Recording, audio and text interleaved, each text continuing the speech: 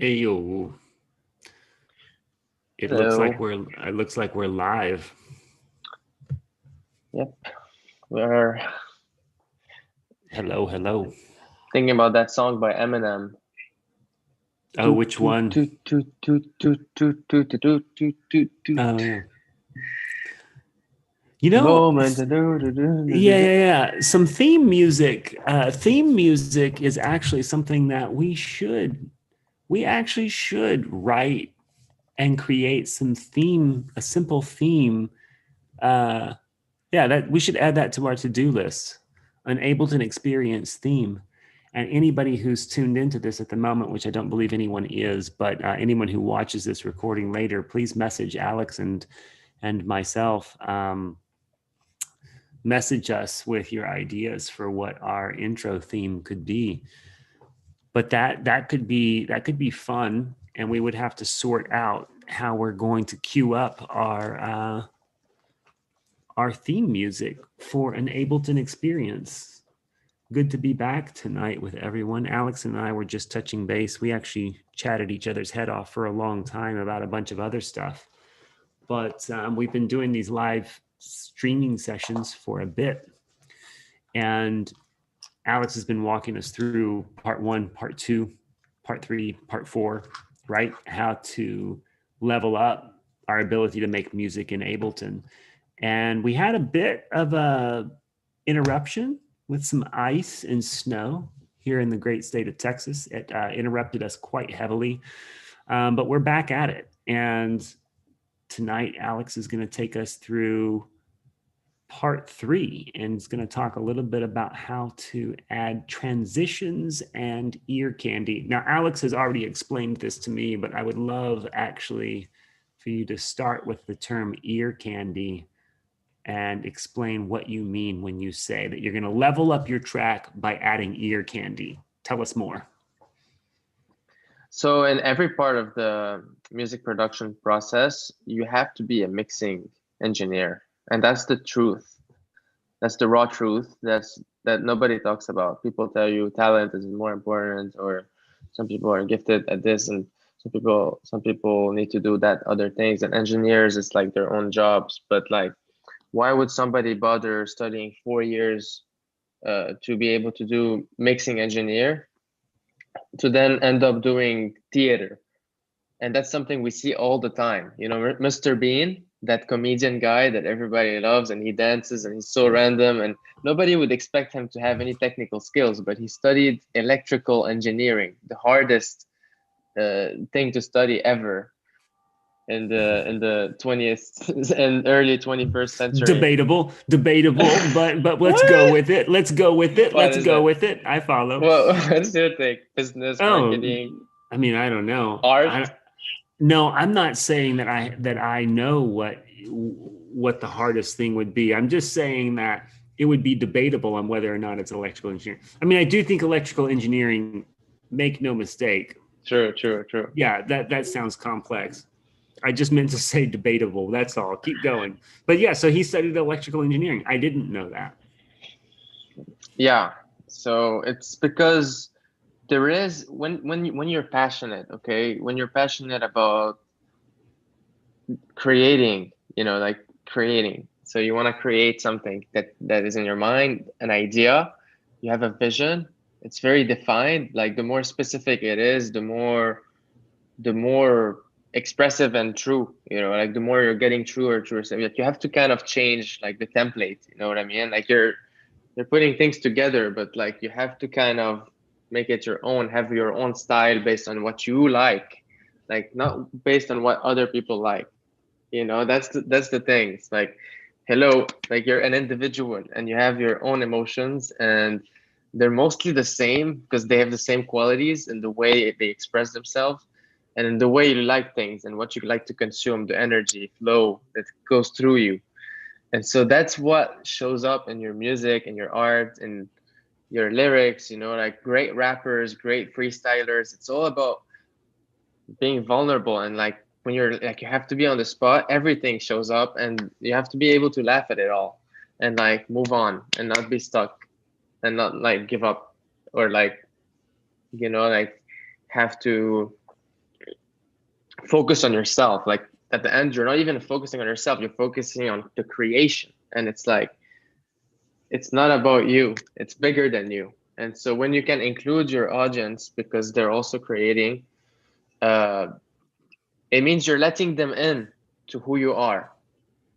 And that means that, I mean, who you are shows itself, and you have to be able to accept that if you want people to accept you and to feel that at least. And it's something that shows subconsciously if you're not even aware of it, or you may be aware of it and you're working hard on it. And a lot of people, they'll tell you, you know, they worked so hard on themselves, but it doesn't show because the moment they started something, they already were ahead. So people consider their lives easy, like as if they were privileged, but really they don't. People don't see the amount of hard work and Mm. so many things that we see out there, and that is very easy to say, oh, it's money, it's just money that does this thing, you know, I can do this if I had the money. Or Yeah. but like what gets that money, like to be invested in that, you know, most likely like nobody's just gonna throw money at things anymore. Like today everything has to be scientifically tested and proven and has positive reviews, image, everything. Yeah. Yeah. No, I follow. I know exactly what you mean. There is a lot of assumption out there about how or why something was successful, and you don't often see beneath the surface what was happening to get it there. I follow. So it's a good idea to talk about, to start our session today with this idea, because right now we're gonna take, and what part three is about. I mean, we did part one. In part one, we started our project, we had our idea conceived, we had our vision, we wanted to create a track for our friend, Sam, so that he can heal his shoulder because we love him, and we thought it was a good idea to experiment on this. And healing music is something that I think me and you, we both kind of enjoy in a different way. Like, and it's a cool start. You know, we all enjoy this type of music right now, and it's needed, and Yeah. it's fun. It's fun. I don't know. I feel like healing music right now is really popular, and it's great because it wasn't that popular before. And I always liked healing music, and but and like I see it more and more on YouTube these days. Mm. So and there's really good stuff, you know, really good stuff for free. People just they can listen to those things and focus, meditate, study, read a book, achieve freedom, like do whatever you want, you know, like you visualize. Yeah. There's good stuff, you know, good stuff, and you can do it. You can do like every day things like in the morning. You can do like a meditation 5 minutes that changes your mind, changes your mindset about everything. Reprogram yourself in a certain vibration, and everybody wants to go somewhere different. You don't have to go in the same way as everybody, you know. It's an individual world, like it's an individual experience, and your heart is always changing. Like it's, but you have to be present with it, kind of, to make those decisions every day that you make, that oftentimes you miss opportunities, or you don't take them, or you take them halfway, or you let your mind uh, change the course, or block it from fully resist. It's a resistance. And yeah, so anyway, so resisting is important here, like because my own philosophy around creating ear candy and transitions is to not let yourself be too caught up on how it should be, like, you know, like having, like, oh, that's how we do it, you know, like that's the right way of doing it, like a specific way that people expect the music to be, because that's in the mixing. The mixing is when we shape things so that other people like it, and that everything sounds better, and that everything is sounds so, like mixing is everything, you know, like it's what, like it's I say this, but it's not truly my belief, but it's a perspective. And yeah, like I think that if you want to create your own music and produce, and you better learn mixing, because the moment you add an instrument or an effect in an instrument, you can mess it up if you don't know what you're doing and you don't know what to change, or like you can think that, oh my god, if I turn this button it's gonna ruin it, when really, like, if you use your ears and you start to understand what those buttons do, they become part of the creative process. And that's what part 3 is about. It's the mixing that is still in the product. It's like mixing and production together. So we're now becoming aware of the mixing, and we're using production to mix things. So we're gonna mix a composition, a loop, with another loop by adding a transition in between those two. And we're gonna add ear candies, which create a sense of evolving and also fluidity, and kind of connects things together. And a lot of artists that are very successful, they have their signature transitions in ear candies, like Avicii, Armin van Buuren, Above and Beyond. These are EDM artists. I'm very influenced by EDM. I also I also think about transitions, and I try to find them in other genres, but in EDM they're generally just noises, because you can generate noise with noise oscillator, that are pretty much all the spectrum of frequencies, and you're filtering them in time. So it's kind of cutting the frequencies in time, creating a sense of going somewhere, like building tension, and then releasing it. And so that's essentially how it works. And it can, instead of being a continuous noise, it can be a discrete uh, noise, or a discrete musical tone, like a note that is repeating. So like the piano going upward can create this sense of rising, of transitioning to somewhere higher. And it can also be going down,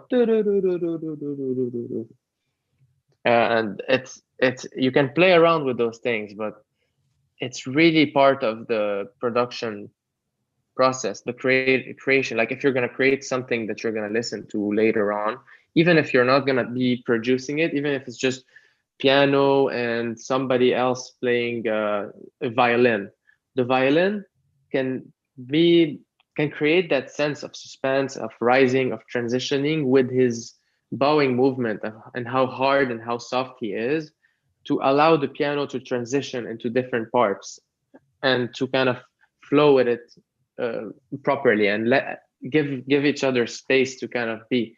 And the atmosphere needs to be synchronized with the main sounds in a way, and be complementary with it. So it's like, that's why you mix it, you mix everything.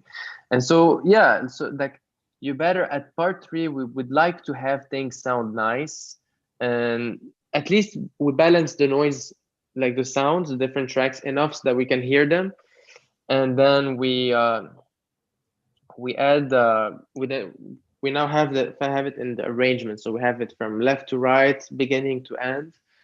And we can now like analyze our different sections that we have, and listen, maybe focus on one area at a time, to kind of browse for some sounds that we're gonna specifically add as those connection sounds, those transition sounds, swoosh effects, noise coming up, risers, uh, and things like that. And then explosions or crashes that we can take the sample and reverse them. So we can get really creative with that. Yeah, I follow. Well, and would you include a simple drum fill in this same category? That if you're at a spot in the music where you're trying to change things up, looking at the beat layer, the drum layer, and just simply working on what's happening there, right? Where if you have a steady pattern happening in your drums, and you're going to be transitioning to something different, just look at even just using the drums. I mean, am I on target, or is what I just said not quite the same as ear candy? Is that different? No, that's actually it's part of it. Yeah, because we we have drums? Actually, I'm opening the project to remember. I kind of almost forgot what it is.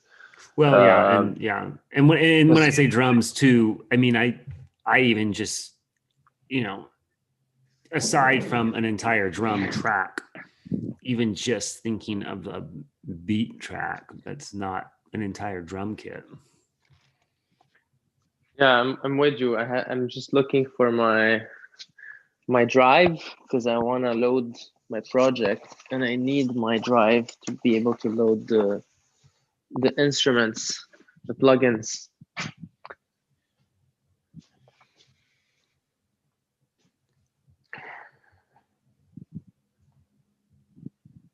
Where did I leave it?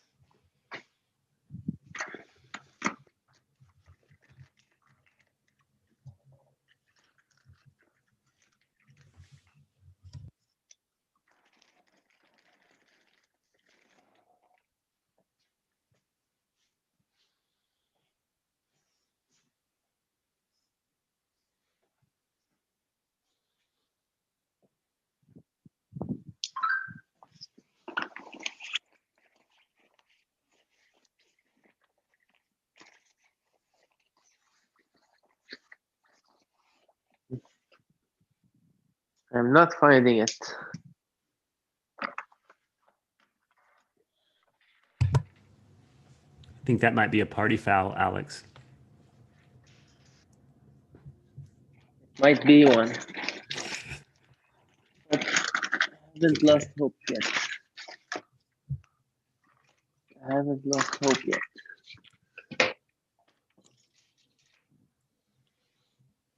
You know, I wanted to do this at home, but then I changed my mind because I want to try to train myself to be mobile. Because Oh wow, that what computer are you on? that has been my reality, to be honest.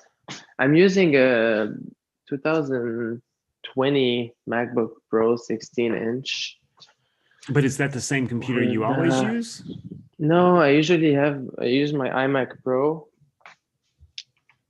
and it's even older than the MacBook, but it works better because it's 64 gigs of RAM, Yeah. and it's just more solid and it Yeah. doesn't overheat. You know, the overheat is really bad. I'm familiar. You know what I mean? If I run a bunch of tabs on Chrome along with Zoom, Photoshop, and one other thing on my laptop, it definitely it maxes it out. It just can't hang. It just starts to overheat basically. So I've learned. Oh, you found it. It was almost a party foul.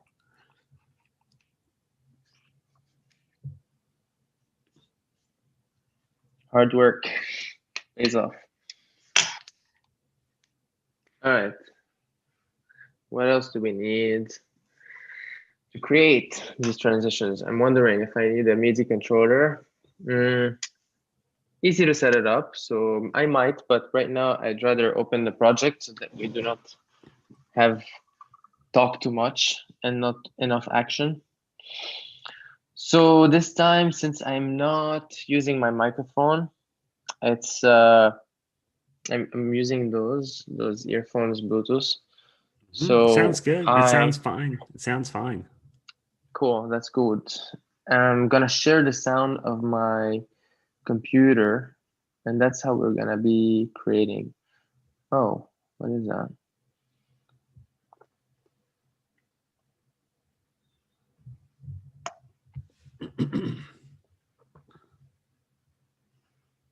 Okay, so we still haven't opened this project in this computer yet. So I guess it's a cool time to explain the process of going through the Dropbox shared folder of our project and finding our samples, making sure everything's there. Cool. And the project should open now since we have everything. Usually in Dropbox, there's an icon that shows up to to kind of tell you if the project is fully there or if it's halfway there. It's kind of a blue icon saying that it's being downloaded or something. Right. But you can see there's also this Dropbox app here. Mm-hmm. If you open it, you'll see the same stuff. This is ours. And this is more up to date because you can see those check marks right now. So this is there. This is a white check mark. Okay, I guess it's all there.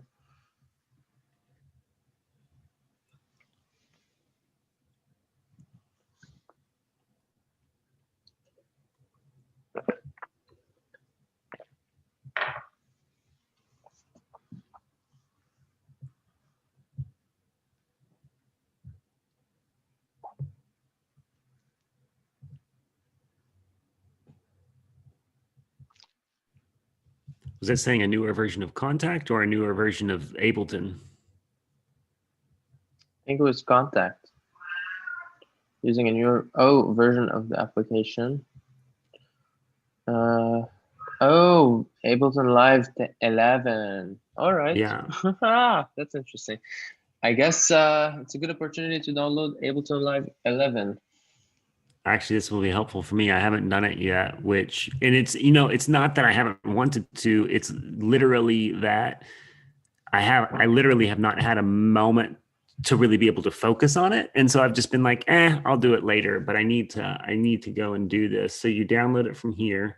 Wow, 2.5 gig. Let's see what kind of internet connection you're on here. Oh, that's not too bad. That'll go fast enough. For those of you watching and listening and wondering about all of this, I just want to point out that there's a glitch in the matrix here because wherever Alex is, there are cats making noise. And I don't know if you can see it, but my cat is right here with me and she's being quiet. Can y'all see my cat? See, that's odd. Can you see her? She's down there. Oh, she's down there. She's cuddled up. Huh. Yeah, she's hard to see, but she's behind me in the chair, which is adorable and funny. For those of you who have never seen me and Alex, normally my cats are being punks and running around and making noise. And tonight it's where you are. How many cats do you have where you are, Alex? Oh, just that one. Theo. Yeah. Yeah, I see. Theo. Yeah. Yeah. Theo.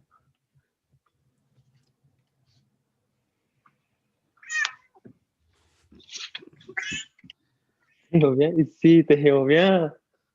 Theo. Tiens. Adorable. Okay, he's being weird. Bye Yeah, bye. no, cats. Yeah, that's not weird for a cat. It's pretty normal. There's no weird cats. Do That's why I like them. Do you see the infinity effect we have going on the screen? Are you catching that, or is that just me? No, it's happening. It's It's actually creating. happening. All We were right. creating the Inception, YouTube Inception, live streaming Inception.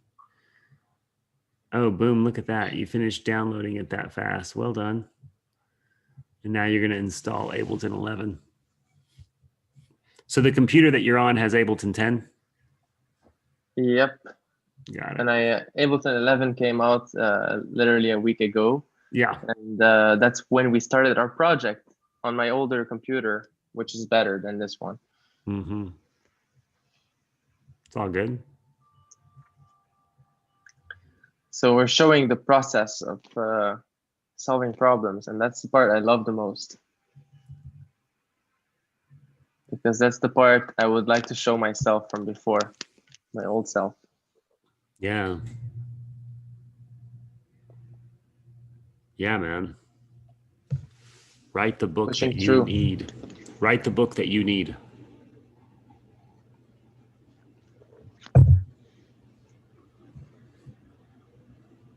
Oh, look at that. Our project just opened, but maybe some of the contact instruments are not loaded up. We'll see. Yeah, I bet some of Let's- the instruments are going to be jacked up.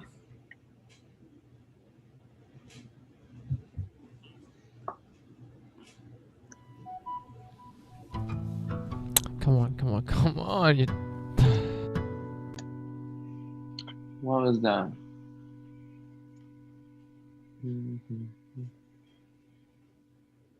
Oh, I see what happened. Yeah, the voice here. It's probably a random recording. It was weird. I like that.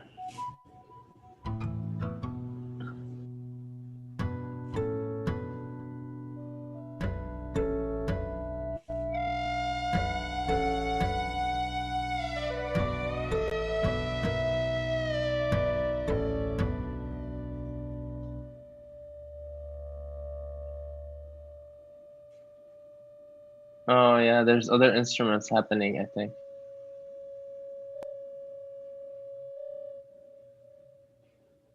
Yeah, the piano here is not working. That's what we're about to fix.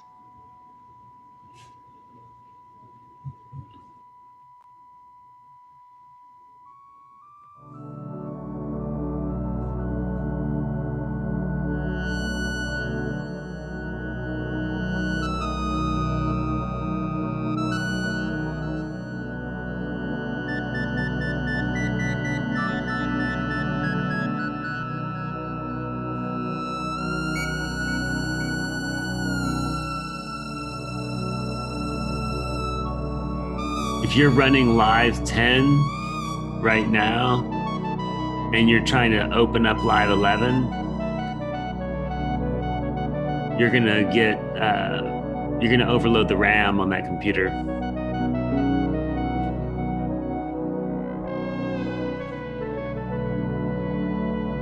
Can you close Ableton 10 before you open it in 11?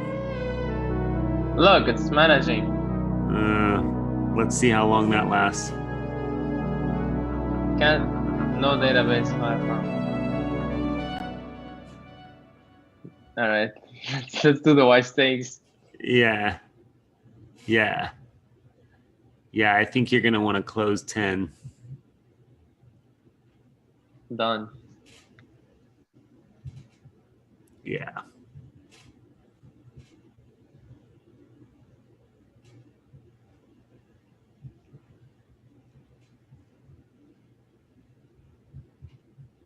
Cool.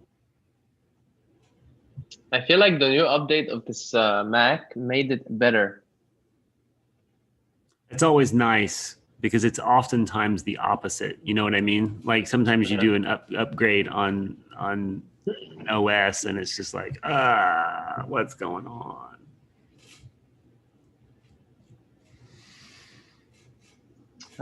We're getting the same error here. Well, it keeps saying contact as well. Is that a controller or is it native access? What is that?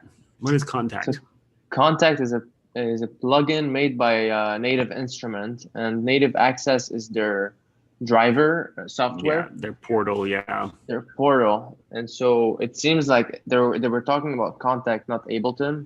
But I mean, we just updated Ableton, which is a cool thing to do because everybody's updating to Ableton 11. So we got to keep up with the market.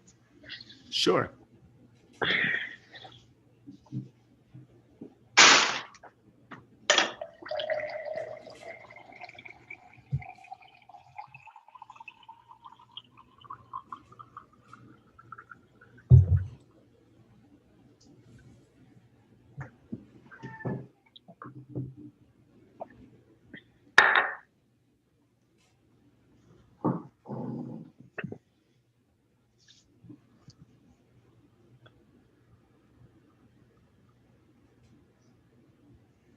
I wonder what the story on this is.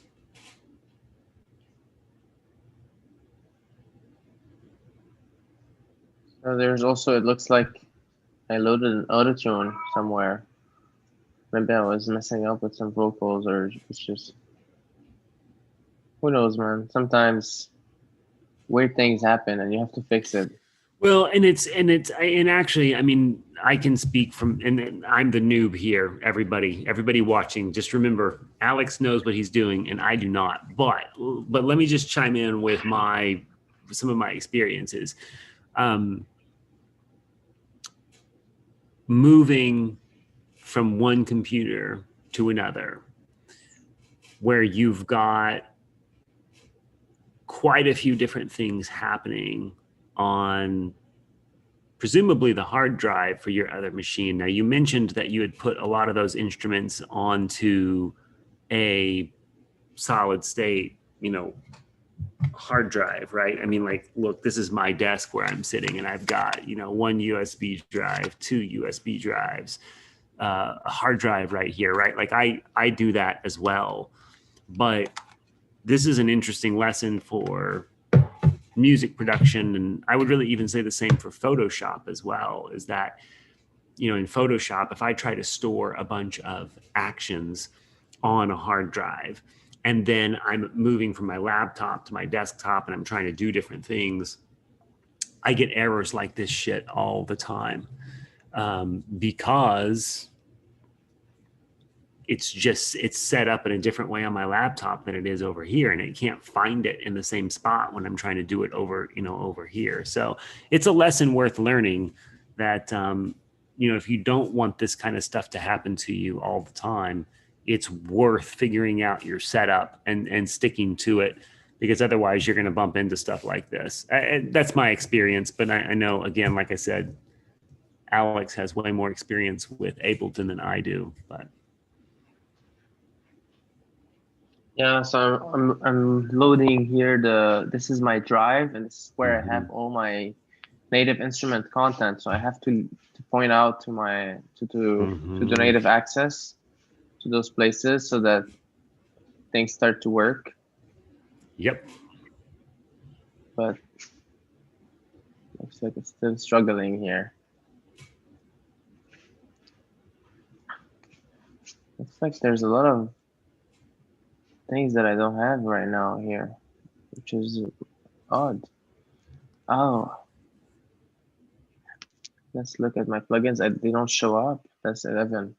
I need to set up those plugins.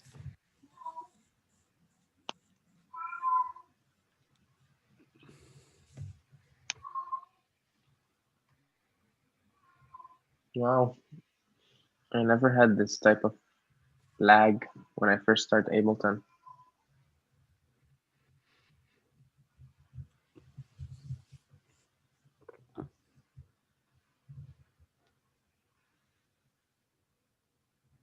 So right now my pianos are not loading, but the other sounds are loading.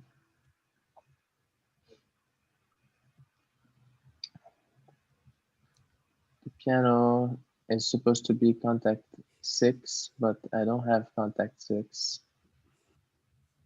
And that's why I was trying to install it from here.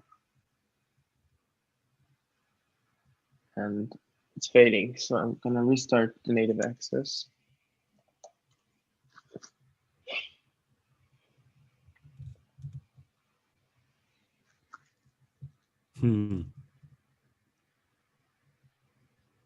Oh, looks like it was installed. It was installed successfully, so I have it. But there's an update. And that update is fading. What should I do? Contact support? Yeah. Well, I mean, yeah, and that's also just kind of an interesting question. I'm wondering if, because I don't know the different plugins that you're pushing through here, which one of them are purchased plugins. But if you purchased it with a license that's on your desktop, do you run into any licensing issues trying to move it to a laptop? I never have. Okay. Maybe once or twice, but actually sometimes I need to update my computer many times, so I've had situations where it wouldn't work and I contact support and they always they always were nice to me and understanding about it, and they would let me get an extra license for my new computers. Mm-hmm. So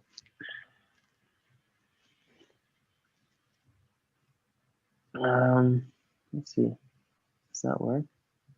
So, oh, okay. Your voice at the top, you need to delete that channel.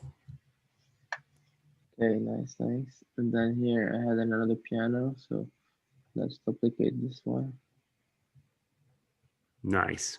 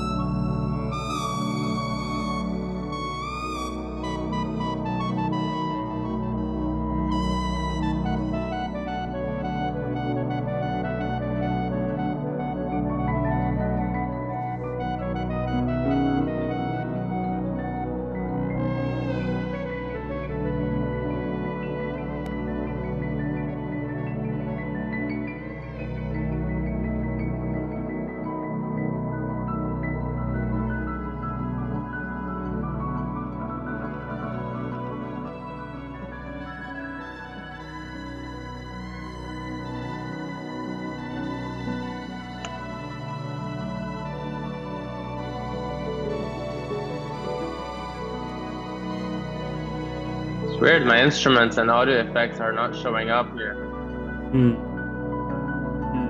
I wonder, yeah.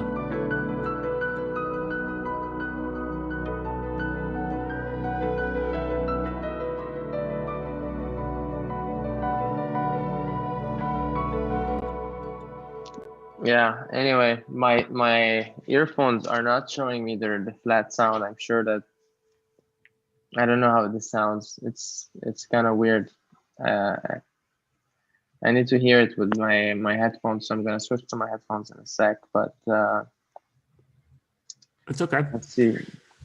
I also noticed that my CPU is being overused here, 48%, even though I'm not even playing it. When I'm playing it, it goes to 50%. So I have to reduce here, increase the buffer size so that it can relax my CPU by having a larger buffer. It can collect more samples before I hear, which creates a little bit of latency between the moment I play and the moment I hear. Sure. So it's a compromise between quality or between latency, like response, and not quality. Yeah, Well, actually quality, because at some point it pops. It doesn't work. Like if it's too low, it's like gonna create artifacts. Well, and this is but just to clarify, this latency that you're speaking of here, it's latency between having a controller and being able to play while this is happening. Is that the latency that you're defining here, or no?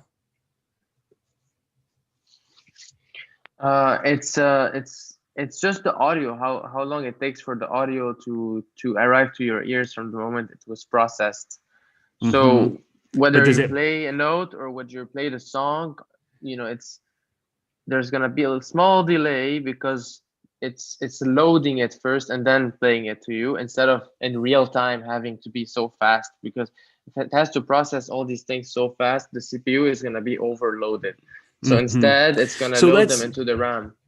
Yeah. So just a mental note for a future session, when maybe it's session 1 where we're laying down, or maybe it's session 2 rather, where we're laying down tracks and making noise and capturing it. I have some questions for you about how to work when your setup has a lot of latency.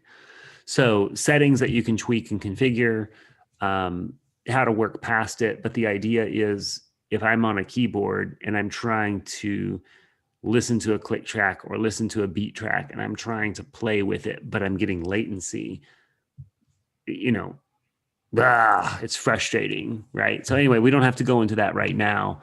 It's just a future question for, I'd love to get your thoughts on that more. I didn't mean to derail us right now.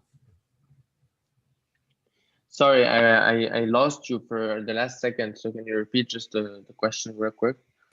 Well, yeah, the question is just simply, as a piano player yourself, when you are trying to play the piano and record in Ableton, and you're trying to do that with your headphones on, listening to a track, and you're trying to capture something to go along with it, but you're getting a lot of latency. I would love for you to talk about how you work against that and how you work through that, because as a newbie, the latency sometimes is really frustrating. And I don't know if that's just because I don't have enough RAM. I don't know if that's because I'm doing something wrong on my setup. And my last thing that I said was just simply, I don't mean to derail us right now, because I've only got about 17 more minutes or so before I'm going to have to start wrapping up, unfortunately. But anyway, future question for a future session. Do you have Windows or Mac? I'm on a Mac. Okay, so it's just about setting the latency lower than 256 samples. Like if you can set it to 128, super good. 64, even better. 32, not recommended because it becomes too much for your CPU. So I usually set it to 64 if I'm gonna record. If I really want to have no latency, like I'm recording some solo on the guitar or something really tight on time, I would set it to 32 samples exceptionally. But usually it's my go-to 64 because my computer can handle it. But on this setting right now, since I'm streaming live from this little MacBook here, I would set it to 256 because I'm using the Zoom driver. And it's also about the audio driver if you're on a Mac. But anyway, let's not digress. Yeah, no, for sure. Let's definitely not. I got to turn this thing off. I'm right here. Give me 1 second.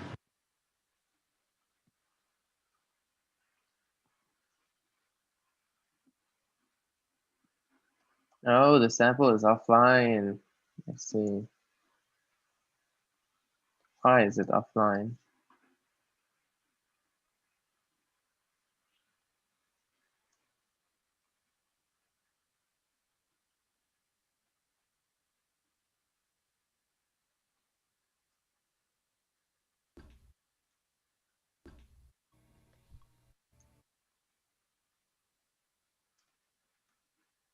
Hi-hat. So it looks like I'm missing my hi-hat sound and my drum sound.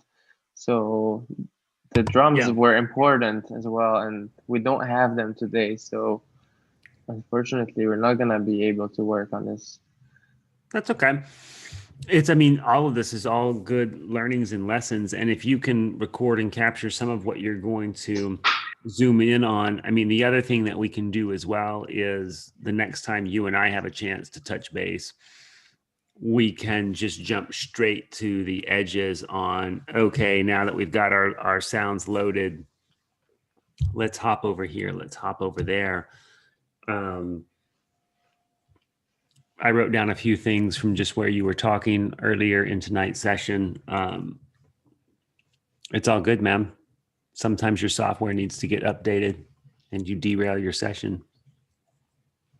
Yeah, I mean, that's also why these types of sessions are very cool to have, because if I didn't have to, like, I might have procrastinated on this task for a long time, which is why I really encourage people to kind of do that thing that you need to do, and share it consistently with people, because you can't share it if you're not up to date with your craft. So if you say you're an artist, if you say you're a musician, if you say you're uh, an athlete or an expert at whatever thing, you better be doing that thing, or teaching how to do it, learning how to do it, communicating regularly, showing up to your practice. And I think it's a collective experience. Somewhere there is a space for that, and some people are called for it, other people aren't, and there are different communities for different things. So find your niche.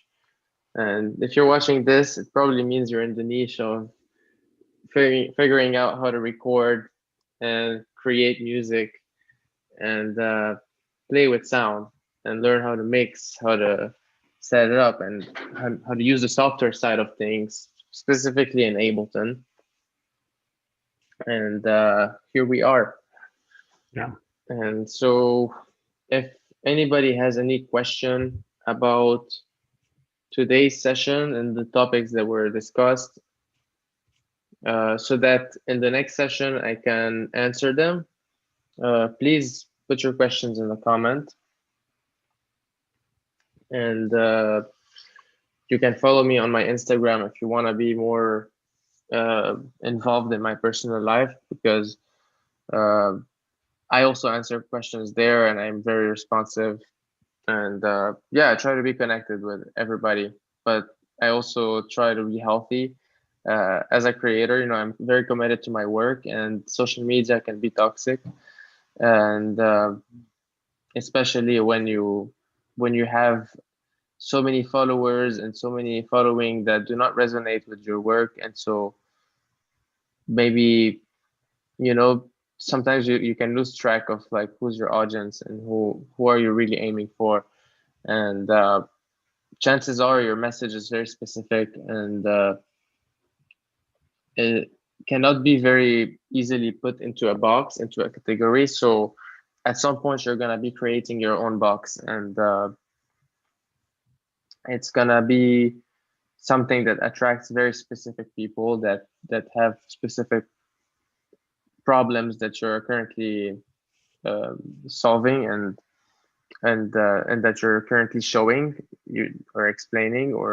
I mean, I'm always fixing something or working on something, and I'm learning, and the person that is working with me is also learning, and he's probably trying to do the same thing in a different way. That's my experience as a creator, as an audio music producer. I work with artists, I work with people working in film, people working in ads, marketing, companies, brands. I've worked with people in any industry. Everybody needs content, and sound is 50% of that content. And so to make it happen, we gotta use something like Ableton, something like Logic, Pro Tools. These are the big digital audio workstations of today's world. And I like Ableton because the community is awesome, and I don't know, they nailed there's just a familiarity about it, and it does look cartoonish at first, but once you really get how simple it is, like, and like it's hard to forget, like, once you know like the philosophy of Ableton, because doesn't change. It's kind of like modern warfare, Call of Duty, and how they keep the same shortcuts, the same functionalities, um, same weapons, types of weapons, and it creates a consistency across the different versions of the game, and that's really cool. Like, I used to use Cubase, but it was at every update. First of all, you had to pay a fortune to get, and then you need the dongle to be able to get it. And then Pro Tools was super expensive, and I don't know, I don't even know how it works with their updates and stuff, but it's the industry standard. So if you're working in the field, they usually give you Pro Tools to work with and stuff, but you don't need it. Like, I never needed Pro Tools myself, but when I work on a project that uses Pro Tools, there's definitely a higher quality to it somewhere. And so when I will really care about my project and wanting to make it super high quality for any reason, or working on a film or something, maybe Pro Tools will be a cool idea. It will be an upgrade for me. But right now, like for music production and live performances, Ableton is the shit. Like, is the shit. Yeah. It's really better than Logic and Yeah. Cubase and like Pro Tools is not about live performance anyway. So Ableton Right. is like live production, live. You can open it on a small computer, big computer, have Mhm. multiple screens, and Yeah. everything's organized here in your browser, which is really awesome. Yeah. No, I mean, I definitely think there's a distinction. And again, I'm the noob, so I'm kind of just learning. But I think to your point earlier, Pro Tools is a thing in and of itself.